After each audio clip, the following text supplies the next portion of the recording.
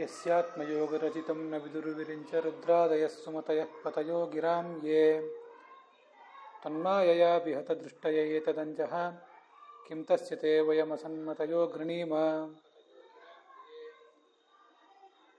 ವ್ಯಕ್ತರೂಪನಿರೂಪಾಯ ಪಾದಯೋಃ ಕರೋತಿ ಮಾನಂ ಬಹುಧಾ ವಿಭೂತಿಭಿಃ ವೆಂಕಶ್ರಿತಾಯ ಕುಸುಮಾಕರಾನುಗೈಃ ವಿಗೀಯಮಾನಾ ಪ್ರಿಯಕರ್ಮ ಗಾಯತಿ ದೇಹೇಂದ್ರಿಯ ಪ್ರಾಣಮನೋಭಿಮಾನೋ ಜೀವೋಂತರಾತ್ಮ ಗುಣಕರ್ಮಮೂರ್ತಿಃ ಸೂತ್ರಂ ಮಹಾನಿತ್ಯುರುದೇಹಗೀತಃ ಸಂಸಾರ ಆಧಾವತಿಕಾರತಂತ್ರಃ ಯಸ್ವಾನುಭಾವಮಖಿಲಶ್ರುತಿಸಾರಮೇಕಂ ಅಧ್ಯಾತ್ಮದೀಪಮತಿತೀರ್ಷತಾಂ ತಮೋಂಧಂ ಸಂಸಾರಿಣಾಂ ಕರುಣಯಾಃ ಪುರಾಣಗುಹ್ಯಂ ತಂ ವ್ಯಾಸಸೂನುಮುಪಯಾಮಿ ಗುರುಂ ಮುನೀನಾಂ. ಶ್ರೀ ಗುರುಭ್ಯೋ ನಮಃ.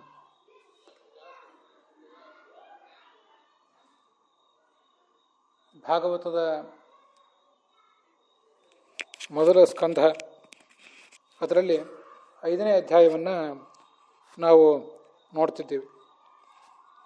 ಅದರಲ್ಲಿ 9 ಶ್ಲೋಕಗಳನ್ನು ನಾವು ಈಗ ನೋಡಿ ಮುಗಿಸಿದ್ದೇವೆ.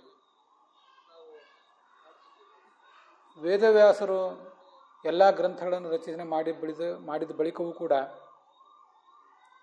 ಅವರಿಗೆ ಮತ್ತಷ್ಟು ಅತೃಪ್ತಿ ಉಳಿದಿದೆ.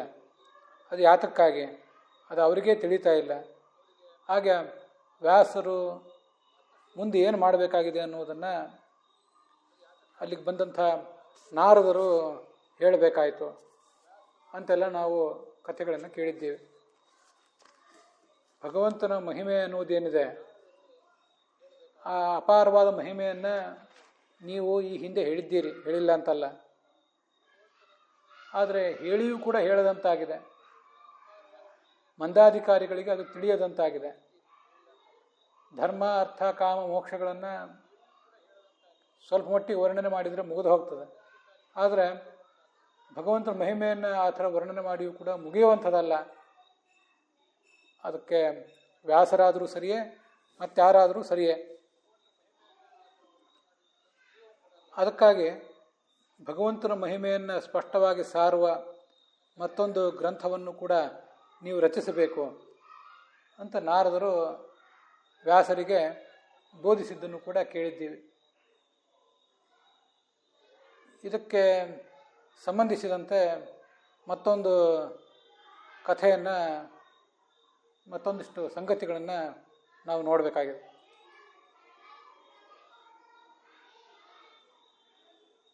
ಧರ್ಮ ಅರ್ಥ ಕಾಮಗಳನ್ನು ಒಂದಿಷ್ಟು ಮಟ್ಟಿಗೆ ವರ್ಣನೆ ಮಾಡಿದರೆ ಸಾಕಾಗ್ತದೆ. ಆದರೆ ಭಗವಂತನ ಮಹಿಮೆಯನ್ನು ಮಾತ್ರ ಹಾಗೆ ವರ್ಣನೆ ಮಾಡಿದ್ದು ಸಾಕಾಗೋದಿಲ್ಲ ಅಂತ ಈ ಹಿಂದೆ ಹೀಗೆ ಬಂದಿದೆ. ಇಲ್ಲಿ ಧರ್ಮಾದಿಗಳು ಅಂದರೆ ಧರ್ಮ ಅರ್ಥ ಕಾಮ ಮೋಕ್ಷ ಅಂತ ಅರ್ಥ. 4 ಜಡವಾದಂಥ ಪುರುಷಾರ್ಥಗಳು. ಜಡವಾದ ಧರ್ಮ, ಜಡವಾದ ಅರ್ಥ, ಜಡವಾದ ಕಾಮ ಮತ್ತು ಜಡವಾದ ಮೋಕ್ಷ. ಇದರ ಮಹಿಮೆಯನ್ನು ಅದು ತಿಳ್ಕೊಳ್ಳೋದು ಕಷ್ಟ ಆದರೂ, ಅದರ ಮಹತ್ವವನ್ನು ತಿಳ್ಕೊಳ್ಳೋದು ಕಷ್ಟ ಆದರೂ ಸ್ವಲ್ಪ ಮಟ್ಟಿಗೆ ಅದನ್ನು ಹೇಳಿದ ಮೇಲೆ ಸಾಕಾಗ್ತದೆ. ಆದರೆ ಭಗವಂತನ ಮಹಿಮೆ, ಅವನ ವಿಷಯದ ಕುರಿತಾದ ವರ್ಣನೆ ನಾವು ಎಷ್ಟು ಮಾಡಿದರೂ ಕೂಡ ಮುಗಿಯುವಂಥದ್ದಲ್ಲ ಅಂತ ಈ ಹಿಂದೆ ಕೇಳಿ ಬಂತು. ಧರ್ಮ ಅರ್ಥ ಕಾಮ ಮೋಕ್ಷ ಅಂದರೆ ನನ್ನದೊಂದು ವ್ಯಾಖ್ಯಾನ ಇದೆ. ಕೇವಲ ಜಡವಾದ ಧರ್ಮ ಅರ್ಥ ಕಾಮ ಮೋಕ್ಷ ಅಲ್ಲ. ಧರ್ಮಾಭಿಮಾನಿಯಾದಂಥ ದೇವತೆ, ಪುಷ್ಕರ ಮೊದಲಾದ ದೇವತೆಗಳು, ನಮ್ಮಿಂದ ಎಲ್ಲ ಕಾರ್ಯಗಳನ್ನು ಮಾಡಿಸುವಂಥ ತತ್ವಾಭಿಮಾನಿ ದೇವತೆಗಳು, ಅವರು ಧರ್ಮ. ಅರ್ಥಾಭಿಮಾನಿ ದೇವತೆಗಳು, ಅರ್ಥ ಅಂದರೆ ಧನ, ಅರ್ಥ ಅಂದರೆ ಶಾಸ್ತ್ರದ ಅರ್ಥ. ಏವಂ ವೇದಾಭಿಮಾನಿಭ್ಯ ಸರ್ವೇಭ್ಯ ದೇವಿಭ್ಯ ಸರ್ವೈವತು ತದರ್ಥರೂಪಾ ಪತಯಃ. ಎಲ್ಲ ದೇವತೆಗಳು ಕೂಡ ವೇದದ ಅರ್ಥರೂಪರಾದವರು ಅಂತ ಭಾಗವತ ತಾತ್ಪರ್ಯದಲ್ಲಿ ಒಂದು ಕಡೆ ಇದೆ. ಹೀಗೆ ಎಲ್ಲರೂ ಕೂಡ ಅರ್ಥಸ್ವರೂಪರಾದವರು. ಅರ್ಥ ಅಂದರೆ ಶಾಸ್ತ್ರದ ಅರ್ಥವೂ ಹಾಗೆ, ತತ್ವಜ್ಞಾನವೂ ಕೂಡ ಹೌದು. ಕಾಮ ಅಂದರೆ ಅಪೇಕ್ಷೆ. ನಮ್ಮಲ್ಲಿ ಕಾಮವನ್ನು ಹುಟ್ಟಿಸುವಂಥ ಮನ್ಮಥ, ಮೊದಲಾದವರು, ಮತ್ತು ಪ್ರಕೃತಿ, ಸ್ವಯಂ ಪ್ರಕೃತಿ ಲಕ್ಷ್ಮೀದೇವಿ, ಇವರೆಲ್ಲರೂ ಕೂಡ ಕಾಮರು. ಹಾಗೆ ಮೋಕ್ಷಕ್ಕೆ ಒಬ್ಬ ಅಭಿಮಾನಿ ದೇವತೆ ಅಂತ ಯಾರೂ ಕಾಣಿಸೋದಿಲ್ಲ. ಆದರೆ ಮುಕ್ತ ಲೋಕದ ಅಭಿಮಾನಿ ದೇವತೆ ಲಕ್ಷ್ಮೀದೇವಿ, ಮುಕ್ತ ಲೋಕದ ಸ್ವರೂಪಳಾದವಳು ಲಕ್ಷ್ಮೀದೇವಿ. ಶ್ರೀರೇವ ಲೋಕರೂಪೇಣ ವಿಷ್ಣುಸ್ತಿಷ್ಠತಿ ಸರ್ವದಾ ಅಂತ ಬಂದಿರುವುದರಿಂದ ಲಕ್ಷ್ಮೀದೇವಿ ಸ್ವಯಂ ಎಲ್ಲ ಲೋಕದ ದೇವತೆಯಾಗಿದ್ದಾಳೆ. ಹೀಗೆ ಲಕ್ಷ್ಮೀದೇವಿ, ಚತುರ್ಮುಖ ಪ್ರಾಣಾದಿಗಳು, ರುದ್ರಾದಿಗಳು, ಹಾಗೆ ಇಂದ್ರ,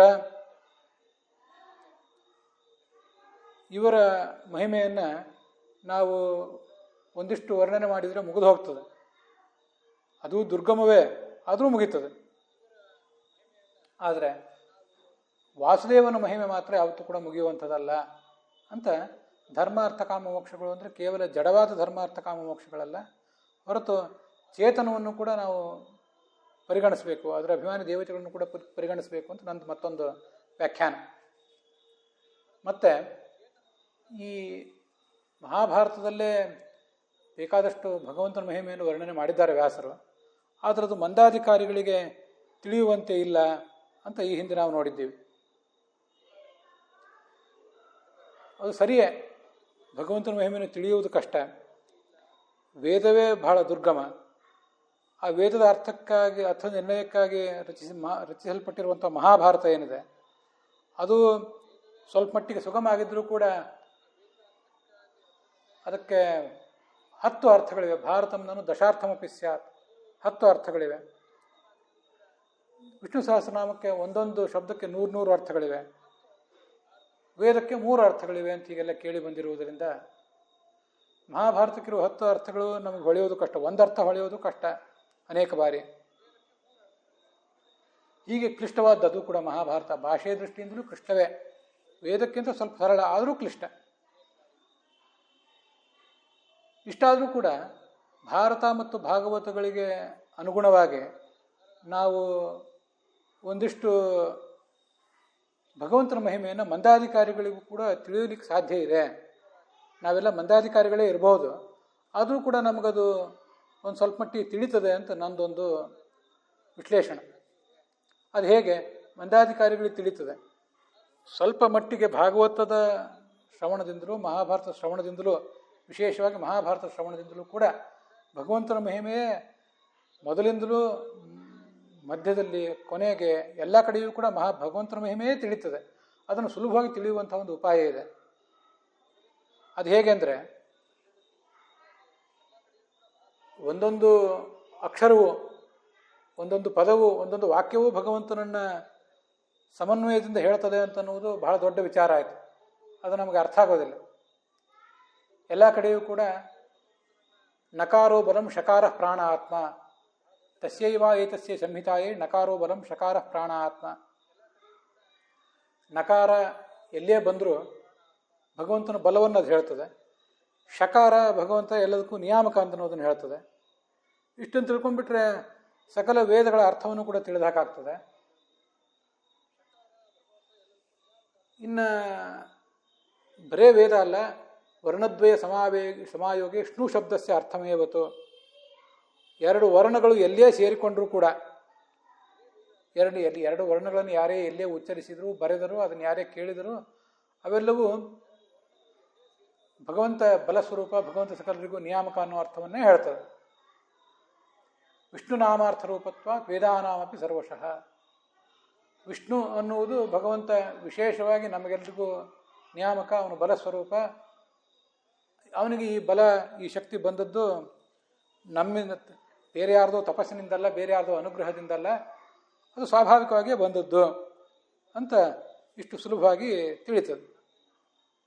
ಇದೇ ಅರ್ಥವನ್ನೇ ಉಳಿದೆಲ್ಲ ಶಾಸ್ತ್ರಗಳು ಕೂಡ ಹೇಳೋದು. ವಿಷ್ಣು ಸರ್ವೋತ್ತಮ ಅಂತಂದರೆ ವಿಷ್ಣುವೇ ಸಕಲ ಶಾಸ್ತ್ರಗಳಲ್ಲಿಯೂ, ವಿಷ್ಣುವೇ ಸಕಲ ದೇವತೆಗಳಿಗಿಂತಲೂ ಉತ್ತಮ ಅಂತ ಒಂದರ್ಥ. ವಿಷ್ಣುವು ಸಕಲ ಶಾಸ್ತ್ರಗಳಲ್ಲಿಯೂ ಕೂಡ ಉತ್ತಮ ಅಂತ ಹೀಗೆ ತಿಳಿತಾನೆ. ವಿಷ್ಣು ಶಬ್ದದ ಅರ್ಥವೇ ಎಲ್ಲ ಶಾಸ್ತ್ರಗಳಲ್ಲಿಯೂ ತಿಳಿತದೆ ಅಂತ ಮತ್ತೊಂದರ್ಥ. ಹಾಗೆ ತಿಳ್ಕೊಂಡ್ರೂ ಮಹಾಭಾರತ, ಭಾಗವತ ಇತ್ಯಾದಿ ಎಲ್ಲವೂ ಕೂಡ ನಮಗೆ ಭಗವಂತನ ಮಹಿಮೆಗೆ ದ್ಯೋತಕ ಆಗ್ತದೆ.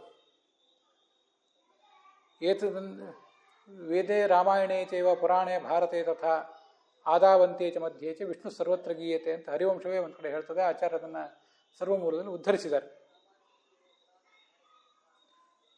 ವೇದಗಳಿರಲಿ, ಪುರಾಣ ಇರಲಿ, ಮಹಾಭಾರತ ಇರಲಿ, ಯಾವುದೇ ಎಲ್ಲಿಯೇ ನಾವು ಪರಿಗಣಿಸಿದರೂ ಶಾಸ್ತ್ರದ ಆರಂಭದಲ್ಲಿ, ಮಧ್ಯದಲ್ಲಿ, ಕೊನೆಗೆ ಎಲ್ಲ ಕಡೆಯೂ ಕೂಡ ಭಗವಂತನ ಮಹಿಮೆಯೇ ಪ್ರತಿಪಾದಿತ ಆಗಿದೆ ಅಂತ ಅದರ ತಾತ್ಪರ್ಯ. ಇಷ್ಟು ಸುಲಭವಾಗಿ ನಮಗೂ ಕೂಡ ಗೊತ್ತು, ಭಗವಂತ ಎಲ್ಲ ಕಡೆ ನಿಯಾಮಕನಾಗಿದ್ದಾನೆ, ಅವನೆಲ್ಲವೂ ಅವನೇ ಬಲ ಸ್ವರೂಪನಾಗಿದ್ದಾನೆ, ಅವನೇ ಜ್ಞಾನ ಸುಖ ಸ್ವರೂಪನಾಗಿದ್ದಾನೆ ಅಂತ ಇಷ್ಟು ಅರ್ಥ ನಮಗೆ ಸುಲಭವಾಗಿ ತಿಳಿತದೆ. ಆದರೆ ಇನ್ನೊಂದು ಸಂಗತಿ ಇದೆ, ಅದನ್ನು ಭಾಗವತವೇ ಹೇಳಿದೆ. ಮಹಾಭಾರತ ಮತ್ತೊಂದು ಸಂಗತಿಯನ್ನು ಹೇಳ್ತದೆ. ಅಷ್ಟನ್ನು ತಿಳ್ಕೊಂಡ್ಬಿಟ್ರೆ ನಮ್ಮಂಥ ಮಂದಾಧಿಕಾರಿಗಳು ಕೂಡ, ಅಲ್ಪರೂ ಕೂಡ ಭಗವಂತನ ಮಹಿಮೆ ಎಲ್ಲ ಕಡೆಯೂ ಭಗವಂತನ ಮಹಿಮೆ ಹೇಗೆ ತಿಳಿದು ಬರ್ತದೆ ಅಂತ ಅನ್ನೋದನ್ನು ಸುಲಭವಾಗಿ ತಿಳಿದು ಬಿಡ್ಬೋದು.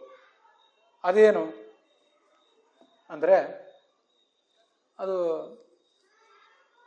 ಭಾಗವತದಲ್ಲೇ ಈ ಮುಂದಿನಂತೆ ಪ್ರತಿಪಾದಿತ ಆಗಿದೆ.